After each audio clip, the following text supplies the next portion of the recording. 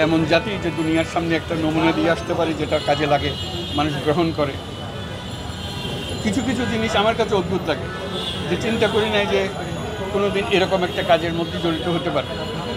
যেমন Paris Olympic এই আগামী জুলাই মাসে হবে।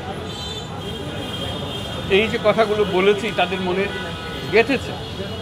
পুরো প্যারিস অলিম্পিকের ফ্রেমওয়ার্ক তৈরি হচ্ছে আমি যে সমস্ত কথা বলেছি তার আঙ্গিকে।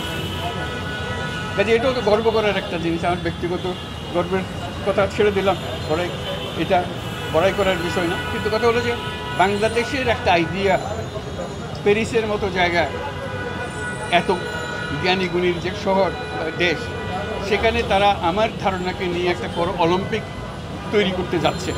সেটা কীভাবে করবে, তারা এটাকে স্বীকৃতি দেবে কি দেবে না সেটা তাদের বিষয়।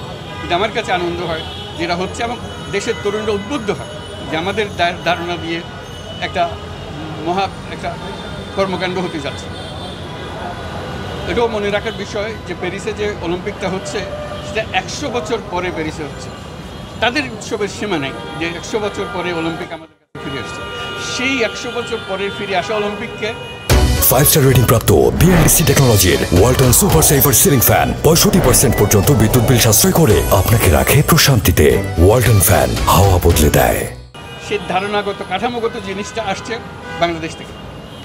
এটা একটা মহাসম্মানের ব্যাপার, এবং আগামীতে কীভাবে হবে সেটা আপনারা দেখবেন। তা আমাকে স্পোর্টস জগতের মধ্যে আস্তে আস্তে টেনে ফেলছে। আমি স্পোর্টসের মানুষ না, কোনোদিন স্পোর্টস নিয়ে কোনো কাজ করি না, কিন্তু এখন আমার স্পোর্টসের ভেতরে টানতেছে।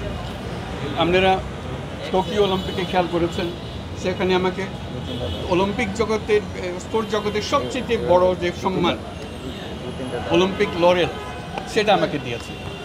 এবং সারা দুনিয়ার মানুষ, কোটি কোটি মানুষ তার উদ্বোধনী অনুষ্ঠানে সেটা দেখেছে, তারা আমাকে সম্মান দিচ্ছে, আমি সেই সম্মাননা গ্রহণ করছি। এর ফলে এই জগতের সঙ্গে আমার আরেকটা পরিচয় হয়ে গেল।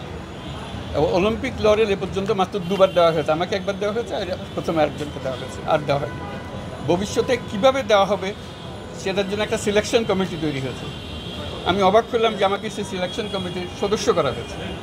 এটাও একটা মহাসম্মান যে আমরা বসে ঠিক করব, আমি সেই কমিটিতে বসে ঠিক করব পৃথিবীর সবচেয়ে বড় সম্মাননা স্পোর্টস জগতের সেটা কে পাবে।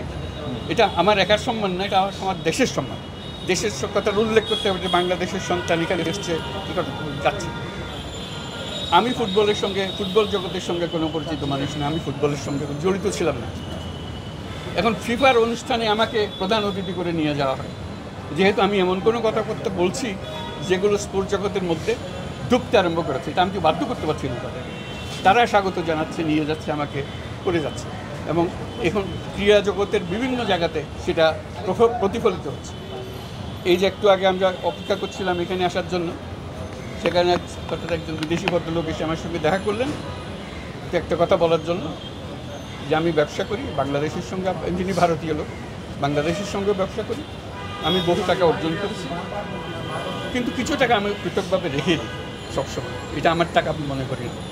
এতে বেশ বড় অঙ্কের টাকা জমা হয়েছে। আমি অপেক্ষা করছি আপনার সঙ্গে আলাপ করার জন্য।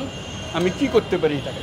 আপনার সামাজিক ব্যবসার কথা আমি করেছি, এটা কীভাবে সামাজিক ব্যবসায় লাগাতে পারি। এই লোককে তো আমি চিনি না। এই লোকের এত টাকা, সে এটা খরচ করতে চায়, ব্যয় করতে চায়, কীভাবে করবে সে পরামর্শের জন্য আমার খোঁজ নিচ্ছি। আমার অফিসে যাওয়ার কথা ছিল, সে বলছে যে আমি এখানে এসে দেখা করছি, এটাই আমার জন্য যথেষ্ট। আমি সময় পেলে আপনার সময় দিলে আমি আবার করব। এই যে মানুষকে, তরুণকে উদ্বুদ্ধ করা, মানুষকে উদ্বুদ্ধ করে, ব্যবসায়ীকে উদ্বুদ্ধ করা, এটা নতুন এক কতগুলো কাঠামো, যেখানে আমরা বলছি 3 শূন্যের পৃথিবী সৃষ্টি করব। মানুষ এক কথা উড়িয়ে দিতে পারতো, তা উড়িয়ে না দিয়ে সে গ্রহণ করছে, সেগুলো কাজে লাগাচ্ছে। তো এই যে কাজ করার যে একটা উঁচু লেভেলে আমরা আসতে পেরেছি, এবং প্রচুর কাজ করতে পারতাম যদি না আমরা এইসব টানাহেস্টার মধ্যে পড়ে না আছি, এই দুর্যোগের মধ্যে পড়ে না আছি। এটা ঠকছে কারা? আমি কি ঠকছি? আমার ঠকার কী আছে? আমি যা করার করেছি। শেষ বয়সে যেটুকু করে যেতে চেয়েছিলাম আমাকে সে সুযোগ দেওয়া হচ্ছে না, আমাকে নানা টানাহেস্টার মধ্যে রাখা হচ্ছে। সেটা দেশের মানুষ ঠকছে। আরটা নতুন কিছু করতে পারলে দেশের মানুষ উল্লেখ করতে, এটা বাংলাদেশ থেকে আমরা শিখেছি, সেই সুযোগটা হলো না। সেটি হলো দুঃখের বিষয়। এই দুর্যোগ থেকে যাতে আমরা মুক্তি পেতে পারি সেটার জন্য আপনারা দোয়া করেন। আমি দেশবাসীর কাছ থেকে সেই দোয়াটা চাচ্ছি।